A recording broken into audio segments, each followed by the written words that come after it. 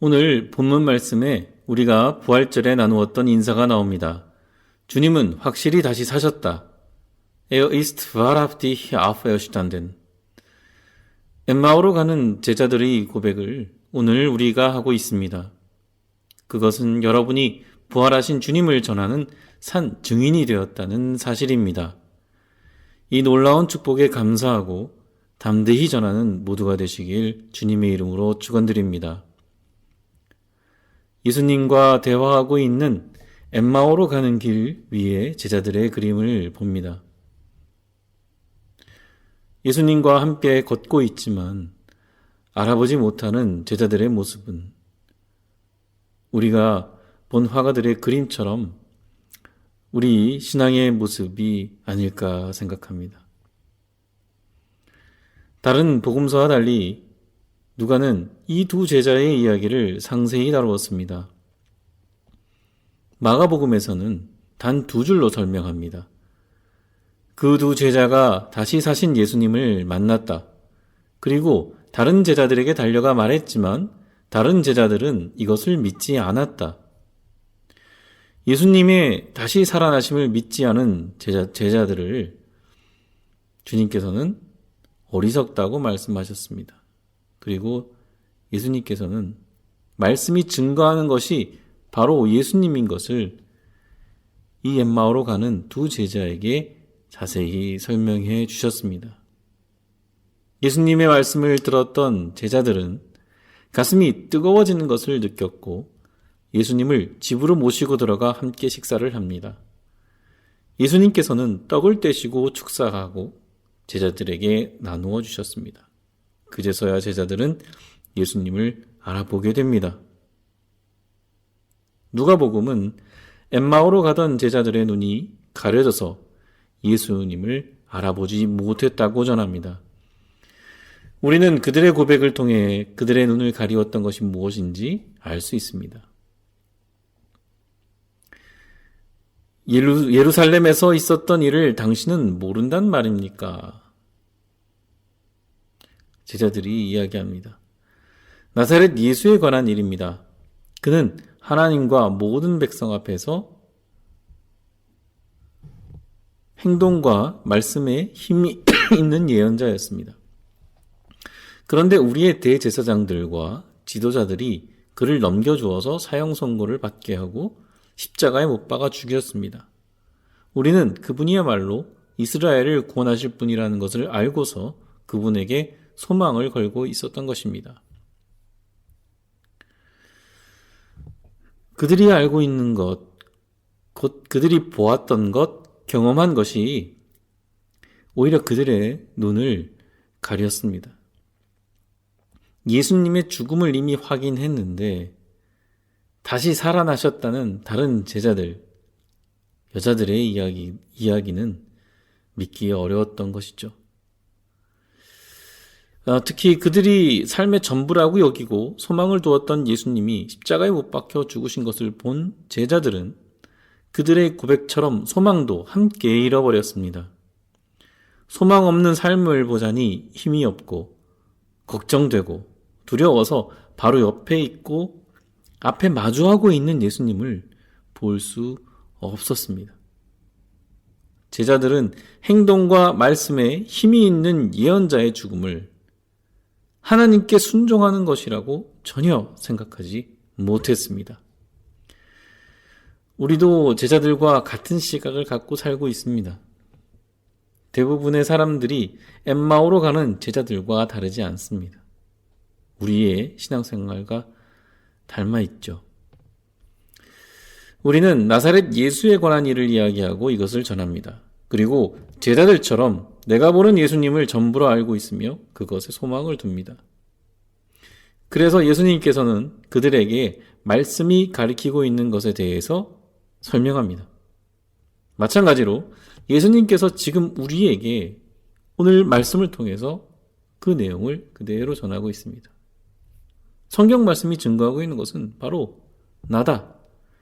바로 다시 산 예수님. 그분을 증거하고 있습니다. 예수님은 죽으셨지만 다시 살아나셔서 성경의 말씀을 완성해야 했습니다. 그것은 하나님의 손으로 이루어진 하나님의 일이고 하나님의 역사입니다. 예수님께서는 제자들의 시선을 자기의 중심에서 하나님 중심으로 돌려놓아 주셨습니다. 여러분, 제자들이 알고 있는 말씀과 우리가 듣고 있는 말씀은 같습니다. 제자들은 부활하신 예수님을 만나고 이것을 증언함으로써 성경의 모든 말씀이 이루어진 것을 확증하고 있습니다. 그리고 그들은 이전에 바라던 소망, 곧 자신을 기준으로 보던 생각과 소망을 내려놓고 부활하신 그리스도를 향한 소망을 갖게 됩니다. 이것은 다시 만날 예수님을 향해 달려가는 모든 신앙인에게 주어지는 새로운 약속입니다. 지금도 변함없이 우리 주 그리스도 예수께서는 여러분과 함께 계십니다. 우리는 그분 안에 있기 때문에 죽으나 사나 주님 안에 사는 것입니다.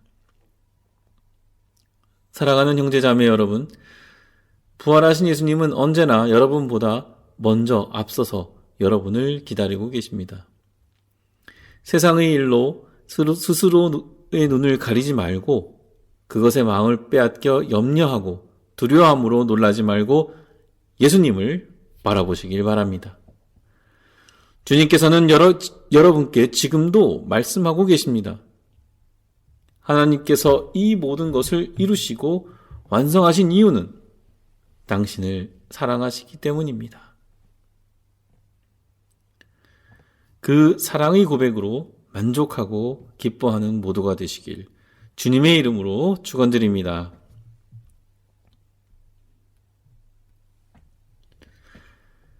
신앙의 상태를 표현할 때 완전한 성숙에 이르는 상태를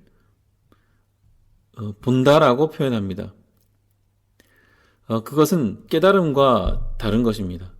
사도 바울은 사랑을 이야기하며 하나님으로부터의 완전한 사랑은 모든 것을 분명하게 할 것이라고 말합니다.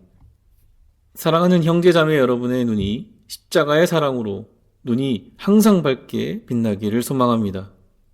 여러분이 길을 가다 만난 사람들이 이야기하고 있는데 나를 옆에 두고 나에 대해서 이야기한다고 생각해 보세요. 그 내용은 그 사람의 말과 행동 그런 거라면 그들의 관점에서 그렇다고 이해하면 됩니다. 하지만 살아있는 나를 죽었다고 한다면 여러분은 어떻겠습니까?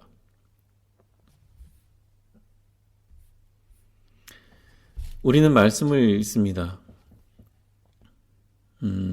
이 말씀을 읽으며 말씀의 그 숲을 지날 때는 내가 알고 있는 지식이 말씀을 이해하는데 어느 정도 도움이 됩니다. 하지만 영의 눈이 어두워지면 정작 함께 계신 예수님을 볼 수 없습니다. 말씀을 읽는다는 것은 지금 나와 함께 계신 예수님이 살아계신 분이라는 것을 확인하는 순간입니다. 성경은 예수님의 죽음과 부활을 이야기하고 있고 이것이 성경의 중심입니다. 엠마오로 가는 길에서 나사렛 예수에 관해 이야기하지만 정작 부활하신 예수님이 옆에서 함께 가고 계시는데도 불구하고 이를 알아보지 못했기 때문에 예수님께서는 그 두 제자에게 그 두 사람을 포함해서 모두 어리석은 사람들이라고 말씀하신 겁니다. 예수님께서 축사하시고 떡을 떼어 그들에게 주었을 때 비로소 그들의 눈이 열렸던 것을 기억합시다. 사랑하는 형제자매 여러분, 모든 것에 주님의 도우심이 있습니다. 그리고 주님의 도우심을 간구해야 합니다. 그래야 어떤 일이 이루어지더라도 하나님께 영광을 돌릴 수 있습니다. 여러분, 말씀 읽기 전에 성령의 도우심을 간구하고 말씀을 읽고 나서 은혜 주심에 감사한 기도를 드립시다. 말씀의 숲에서 주님과 동행하는 길은 가슴 뜨거워지는 시간인 줄 믿습니다.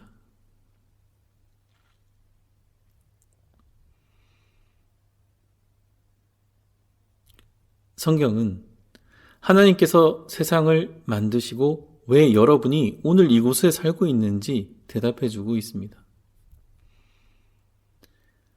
엠마오로 가던 제자들이 부활하신 예수님을 만난 후 다른 제자들에게 달려가 그들이 부활하신 예수 그리스도를 전한 것처럼 사랑하는 형제 자매들에게, 동역자들에게 소망의 그리스도에 관해 이야기하고 감사한 사건들을 기쁨으로 나누시기 바랍니다. 그 은혜가 배가 되리라 믿습니다. 주님께서 부활하셔서 하나님의 완전한 사랑을 완성하셨습니다. 그것은 여러분을 향한 하나님의 사랑입니다. 죄인된 우리를 사랑하셔서 죄인이 아닌 의인으로 불러주셨습니다. 주님의 부활을 통해 우리는 하나님의 자녀가 되는 영광을 입게 되었습니다. 그래서 우리는 찬양할 수 있고 예배할 수 있습니다. 모든 것이 주님의 사랑, 주님의 은혜입니다. 여러분은 지금 하나님께서 가장 가치 있게 여기시는 소중한 분들과 같이 걷고 있습니다. 그것을 밝히 보고 아는 은혜가 있기를 소망합니다. 여러분을 통해 그 가치는 더욱 빛을 발하게 되리라 믿습니다. 사랑하기 때문에 이 모든 것을 하셨다는 우리 주님의 대답이 여러분의 삶의 가장 중요한 이유가 되시기를 주님의 이름으로 축원드립니다.